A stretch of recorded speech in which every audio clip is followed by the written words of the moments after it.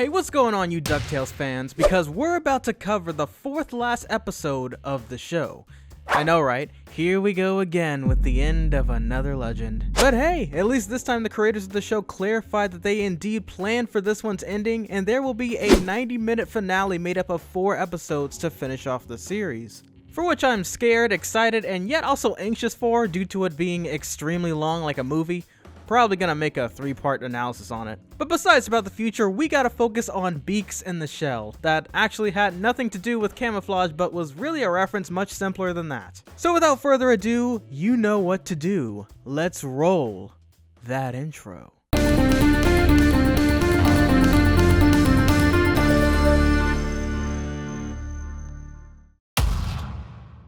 Straight from the beginning, we have Gandra seemingly almost getting away with stealing an electronic disruptor until both Huey and Gizmo Duck make their way to the scene. And just coming from the start, you can already tell that something is a bit off, as Fenton doesn't seem to be trying his absolute best in capturing Gandra, but instead drooling over her inventions. There's even a moment a bit later on within the episode where Huey explains that he has a piece of Gandra's tech clothing that could help in tracking her down once more, only to have that pushed to the side. And whoop-de-dingle-doo! It turns out that both Gandra and Fenton were in cahoots with one another the whole time. Only thankfully it was simply because Gandra has been secretly trying to find her way out of working for F.O.W.L. My only question for that is, when exactly did Gandra and Fenton start working together for the greater good? Because clearly there didn't seem to be any implication of this. Yet I guess a hint. She does explain, however, that she never truly cared about other people's thoughts about what type of a person she was until she met Fenton, so that's a start. And that the only people who seem to ever consider her potentially dangerous works would be wealthy villains like Bradford. Which I found interesting cause isn't he supposed to be the saint that works with mad geniuses for the sake of non-hazardous experiments and inventions? Perhaps it's all a worthy sacrifice for the sake of doing whatever it takes to save Duckburg?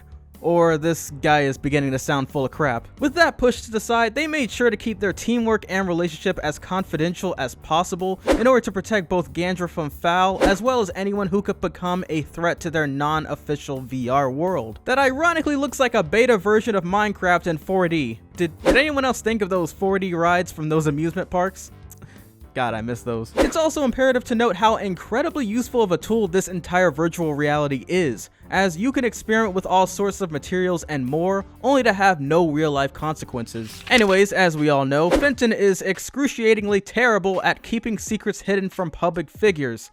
But so is Huey, as they end up having to inform him about their plans for the future by first capturing him with a weighted blanket that actually exists, and I might purchase in the future as well for no particular reason whatsoever. This also gets Huey to ask Louie to help on lying to both Dr. Gearloose and Fenton's mother when things become too overwhelming. And I mention this mainly to unveil the fact that Louie truly didn't know of Gizmo Duck's actual identity until now.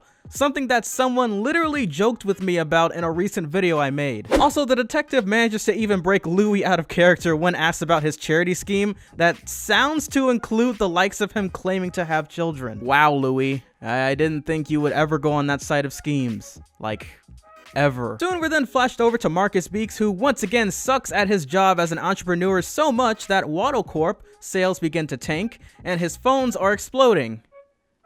Wait, what is this, the Samsung Galaxy Note 7? So being the desperate loser he is, Beaks once again plots to steal something from Gizmo Tech in order to keep his company alive. Something that he nearly gets away with successfully due to Huey being far too exhausted to monitor Fenton and the VR headsets. By the way, this must explain the title of the episode considering how Mark Beaks uses the VR like a shell, but it's either that or it's referring to how Ghost in the Shell, they did use futuristic headsets for combat as well. Now, one thing that got to me was how easily Mark was able to break into the house both Fenton, the intern of the richest Duck's finest scientist, aka Gizmo Duck, as well as the city's detective.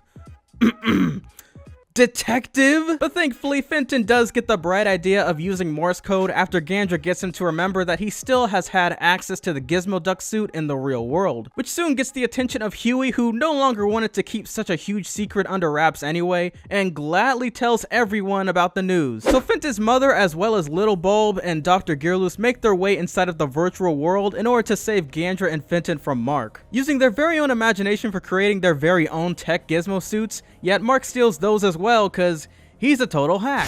Ah, Robot Cop. I smell a franchise. His imagination is so entirely basic that the most original idea he could conjure up was making his head gigantic alongside with his hands, and even that shouldn't count. Did you just copy what I said about you having a big head? No.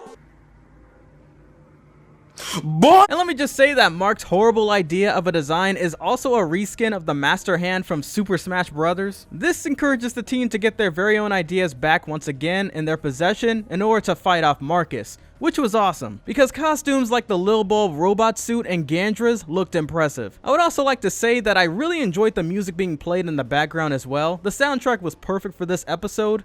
Don't know if I was the only one that noticed that. And so the fight eventually ends with Mark getting his butt spanked so hard that he feels it in real life. They all practically live happily ever after in the end, and even managed to figure out that they were experiencing more glitches in their software than usual because they had multiple applications open. That is rule numero uno within the big software projects industry. But then again, they were probably so distracted and stressed out, it was a simple mistake to bypass. The episode didn't touch on what exactly happened with Mark Beeks after his defeat inside of Fenton's very own home, but we do get to see Gandra D's side of things, as she's later detained by F.O.W.L agents and instructed by Bradford to take her to a secret lost library, to which I of course have a theory of where that may be. In 1993, there was a comic created by a man by the name of Don Rosa titled Guardians of the Lost Library, a comic famously known apparently as one of Don Rosa's greatest rights, and the one with a story about a hidden mystical library from centuries ago that kept certain books buried. As for Gandra D, she says that she used F.O.W.L servers in order for her to connect with Fenton in the virtual world,